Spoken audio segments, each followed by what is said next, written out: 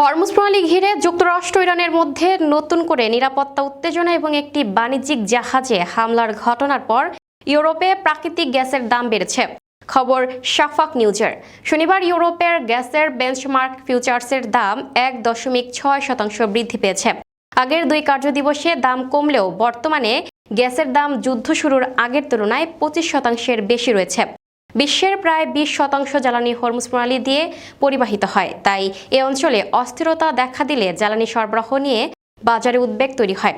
এদিকে কাতারের প্রধান রপ্তানি টার্মিনালের কাছে খালি তরলীকৃত প্রাকৃতিক গ্যাস এলএনজি বহনকারী কয়েকটি জাহাজ নতুন চালান নেওয়ার অপেক্ষায় রয়েছে।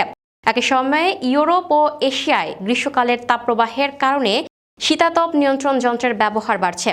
এতে এলএনজির চাহিদা বেড়ে যাওয়ায় ইউরোপের ক্রেতাদের পর্যাপ্ত গ্যাস নিশ্চিত করতে তুলনামূলক বেশি দাম দিতে হতে পারে।